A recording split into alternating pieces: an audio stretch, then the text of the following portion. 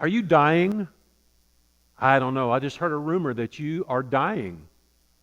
Is it true? Could it be? How about me?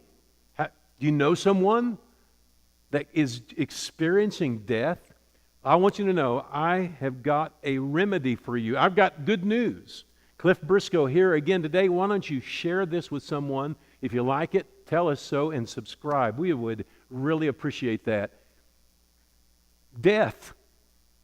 Death. Some people are dying and they don't even realize it. I'm not necessarily talking about physical death, that maybe physically you don't feel like you're dying, but can death be working all around us without us realizing it? I've got an answer for you, because the Bible says that death and life are in the power of the tongue. Wow, did you get a hold of that?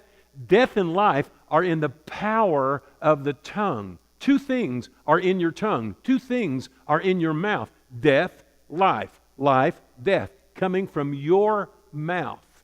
I don't know about you. When I was growing up, I had a good family.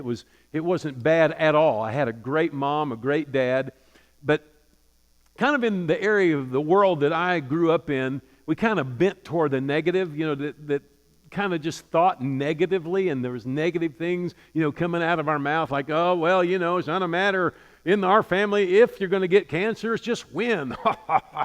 Just talking things like, just speaking death, talking death. And when I've been preaching since I was a young guy, 22, 23 years old. I've been pastoring all my life. And I was young and talking to a lady, and she was old enough to be my grandmother, and I was very respectful to her, but she just kept speaking death and sickness and disease. And I read this verse to her. I said, death and life are in the power of the tongue. And she looked at me and it made her mad. I was trying to encourage her to say some good things that would help her. She said, I'll tell you what, young man, you're going to eat those words someday. And I thought, you know what? I believe that. I'm going to eat my words. I am going to feast on my words, because I plan on speaking health, life, joy, peace. And, if you talk like that, you tend to gravitate in that direction. Life and death are in the power of the tongue. James says our tongue is like the rudder of a ship, that it moves that ship. It moves our body wherever we're going to go by speaking and saying what we believe. I want to encourage you today.